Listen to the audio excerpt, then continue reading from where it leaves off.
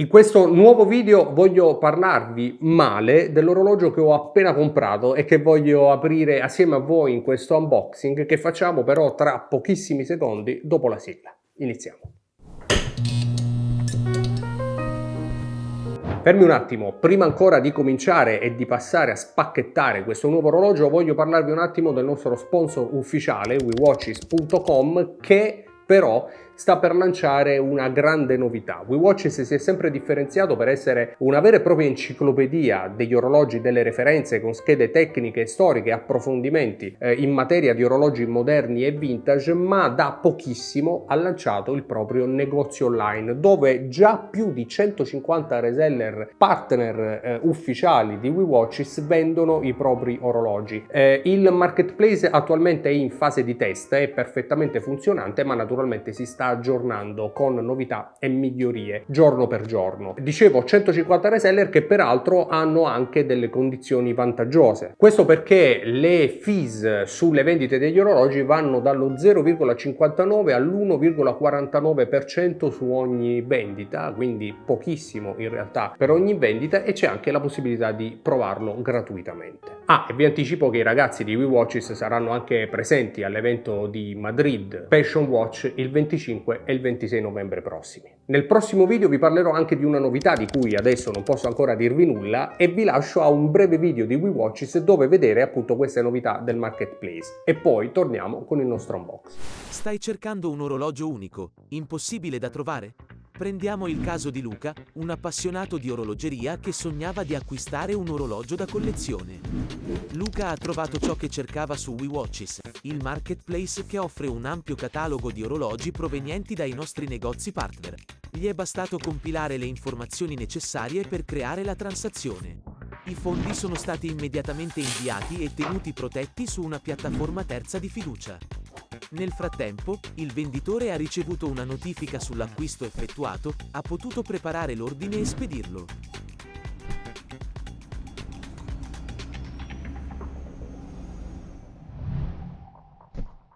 Qualche giorno dopo, Luca ha ricevuto il suo orologio. E solo dopo aver confermato la ricezione i fondi sono stati trasferiti sul conto del venditore. WeWatches è il marketplace che rende felice tutti gli appassionati di orologi. Probabilmente lo avrete già visto sui social o nella nostra scheda community del canale. Si tratta di un Omega. Come faccio a parlarvene male? Come faccio? Partiamo dalla scatola, una confezione in bellissimo legno, forse un po' troppo grande, ma che rispecchia tutta la qualità dell'oggettino che c'è qua dentro. Manuale di istruzioni un po' troppo dettagliato e come sempre non lo leggeremo. E poi ci sono le 3 card Omega con la referenza, ovvero la certificazione Master Chronometer METAS, il pittogramma e poi la garanzia internazionale del 9 maggio 2023.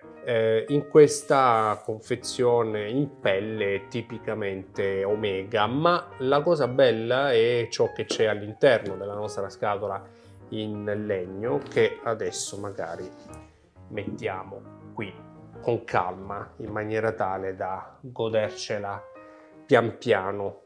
Qui abbiamo il globo che funge anche da tasto e all'interno il nostro Omega Seamaster 300M Diver, quadrante blu, ghiera ceramica blu e tutta la bellezza e tutta la particolarità di questo orologio, perché poi ragazzi se ne possono dire davvero tante. Si può dire che il bracciale è troppo largo, non rastrema, è un 20-20 e che quindi può risultare un po' troppo grande al polso. Possiamo dire che la ghiera ha poco grip, 120 scatti unidirezionale, ha poco grip magari rispetto alla tipica ghiera zigrinata di Rolex, ma è iconica. È una ghiera Omega, è la ghiera del Seamaster 300M che dal 1995 è al polso di James Bond. Possiamo dire che la valvola per l'espulsione dell'elio a ore 10 è anacronistica,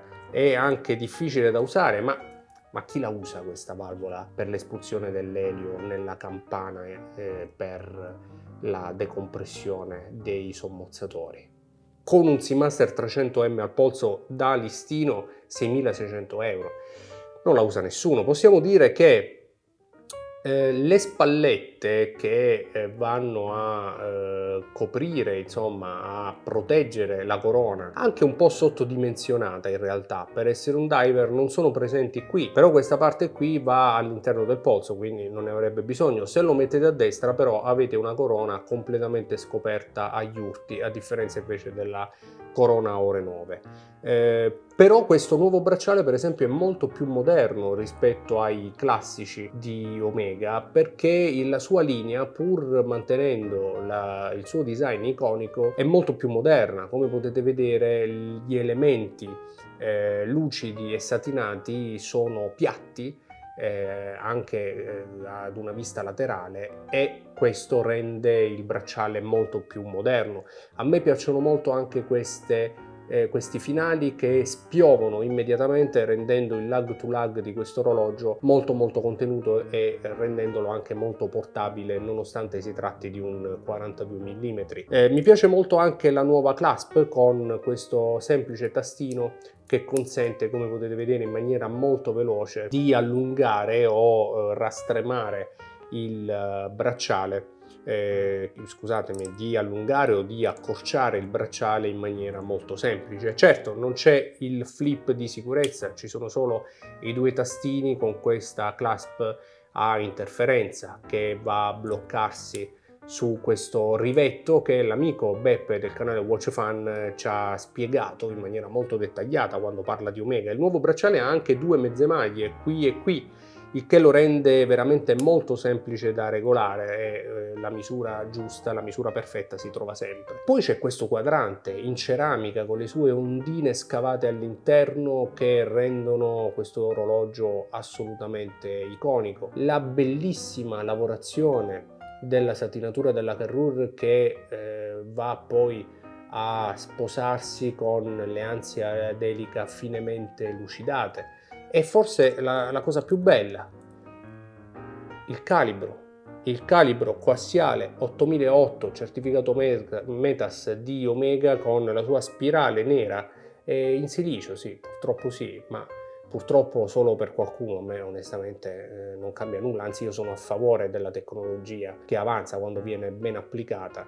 In questo caso c'è veramente poco da dire. Qui stiamo parlando di un calibro coassiale che indubbiamente, anche grazie alla sua certificazione Metas, fa egregiamente il suo lavoro. Insomma, questo orologio qui, che adesso vi faccio vedere anche al polso, è un orologio che viene molto spesso criticato, è un orologio che viene sicuramente un po' troppo dimenticato, anche a causa magari del prezzo che è cresciuto tanto in questi ultimi anni. Siamo arrivati a un listino di 6.600 euro, ma che rimane secondo me un orologio sempre bellissimo da avere in collezione, uno di quei diver insieme al sub di Rolex che non credo possa mancare. Questa è l'ultima edizione, questa è l'ultima interpretazione del Seamaster 300M di Omega. Ce ne sono anche altri. Quello precedente per esempio è un 40 mm senza questa lavorazione ad ondine. Devo anche dire, almeno per i miei gusti, che mi piace molto meno, sebbene quello sia un 40 mm, questo un 42, ma come potete vedere, come vi dicevo, è anche un 42 mm che veste benissimo anche su un polso esile come il mio, da 16,5-17 cm circa. È vero, il bracciale non rastrema, la clasp è anche abbastanza imponente, non più di qualsiasi altro diver moderno, dobbiamo assolutamente dircelo, forse non più neanche di questo Rolex 5 cifre del 1993, che ha comunque una clasp con una prolunga integrata che in ogni caso la rende abbastanza imponente. Dalla sua ha il fatto che rastrema, perché questo è un 20 mm che arriva a 16 mm alla clasp, contro i 20 mm dell'Omega Seamaster che invece rimane da 20 mm. E mi piacerebbe tantissimo avere esattamente questo bracciale con questa linea così tanto iconica che ho rivalutato nel corso del tempo, soprattutto grazie a questa interpretazione in più moderna. Mi piacerebbe tantissimo che esistesse in versione rastremata da 16 mm.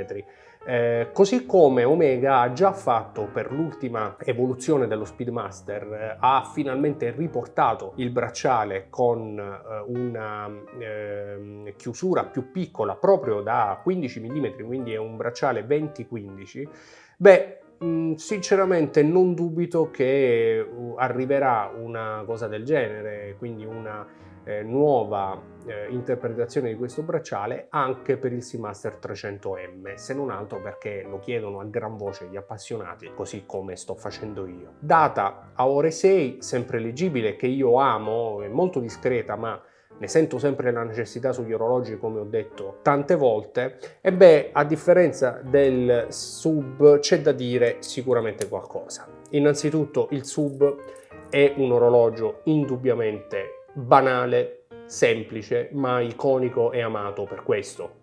È il diver perfetto, è l'orologio perfetto per ogni occasione, ormai anche per le occasioni un po' più eleganti, per quanto rimanga un orologio sportivo, rimanga un diver. Rimane però un orologio che della sua semplicità ha fatto indubbiamente il suo punto di forza, non può essere diversamente e tutti riconoscono questa caratteristica e anche più che caratteristica questo vantaggio al sub, che a differenza dell'Omega Seamaster appunto rimane un orologio semplice. Il Seamaster 300M invece fa dei suoi particolari, di tutte le sue caratteristiche estetiche il suo punto di forza, e io credo che lo faccia molto bene, perché alla fine non è il solito diver, non è soltanto un altro sub, è un diver assolutamente originale. L'Omega Seamaster è riconoscibile da 1 chilometro, così come lo è il Rolex Sub, e secondo me è questo il suo vero punto di forza, cioè quello di poter essere all'interno di una collezione in maniera assolutamente indipendente e con un suo proprio posto specifico anche accanto a un sub, così come potete vedere magari nella sua versione blu o in qualche altra versione differente dal nero, ma che lo rende appunto un orologio completamente diverso, anche adatto ad altre occasioni. Con i suoi 42 mm, forse se vogliamo anche un po' più tecnico, dovuto anche a questa corona, a questa escrescenza, chiamiamola così, a ore 10, che però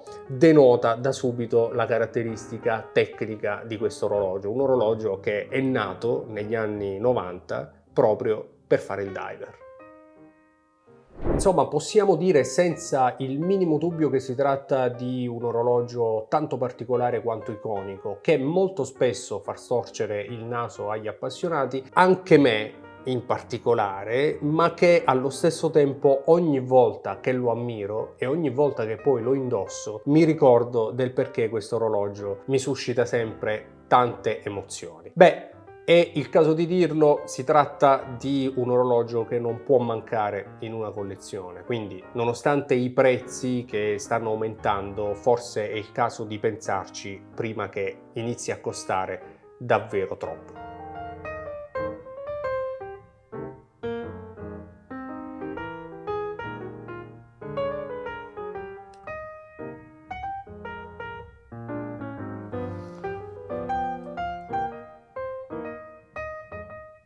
Insomma, come avrete capito, non nascondo che ci sono dei difetti, è un orologio che alcune volte mi stanca, ma allo stesso tempo non posso neppure negare che sia un diver che mi piace sempre tanto, soprattutto quando lo dimentico un po' e poi apro nuovamente la confezione e vedo quanto è bello e quanto è ben lavorato questo quadrante. Io nei commenti voglio sapere che cosa ne pensate e naturalmente vi ringrazio per essere arrivati fin qui e vi do appuntamento a una prossima puntata qui su TOC.